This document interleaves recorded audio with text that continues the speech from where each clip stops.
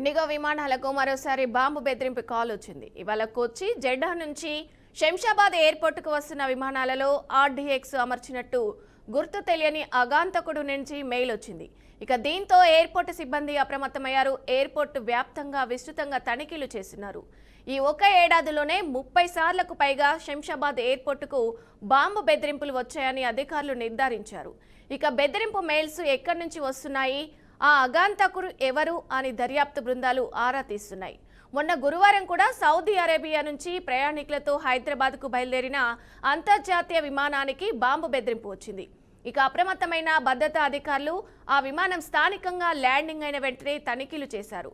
ఎలాంటి పేలుడు పదార్థాలు లేకపోవడంతో ఊపిరి పీల్చుకున్నారు. GHIL అధికారుల ఫిర్యాదుతో RTI పోలీసులు కేసు నమోదు చేసి దర్యాప్తు చేస్తున్నారు. ఇక ఇదే అంశానికి సంబంధించి మరింత సమాచారం మా ప్రతినిధి సుప్రియ అందిస్తారు. సుప్రియ, చెప్పండి.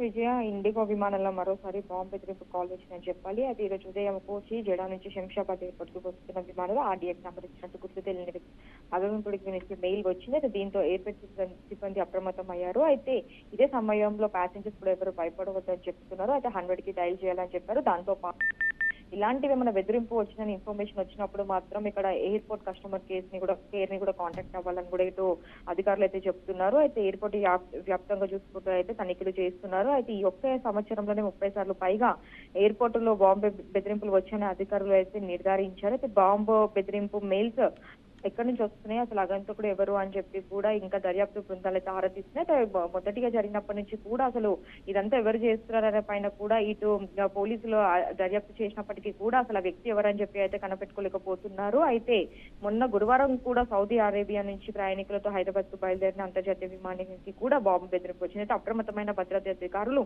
ఆ విమానం స్థానికంగా ల్యాండింగ్ అయిన వెంటనే తనిఖీలు చేశారు. ఎలాంటి పేలుడు పదార్థాలు లేకపోవడంతో అయితే ఊపిరి పీల్చుకున్నారు. అయితే మొత్తం పైగా చూసుకుంటే కూడా ఇదంతా ఒక బాంబు బెదిరింపు కాల్స్, ప్రాంక్ కాల్స్ అనేవి చేస్తున్నారు. అయితే చాలా మంది ప్రయాణికులలో చూసినప్పటికీ కూడా ఇలాంటి బెదిరింపు కాల్స్ వచ్చినప్పుడు మళ్ళీ సడన్ గా బాంబ్ బ్లాస్ట్ అవుతుందా అని చెప్పే దాంట్లో కూడా చాలా మంది ప్రయాణికులు కూడా ఇటు ఎయిర్పోర్ట్ సిబ్బందిని ప్రశ్నిస్తున్నట్టు కూడా తెలుస్తుంది. అయితే GHIL అధికారుల ఫిర్యాదుతో అయితే RTI పోలీసులు కేసు దర్యాప్తు చేస్తున్నారు దీనిపైన.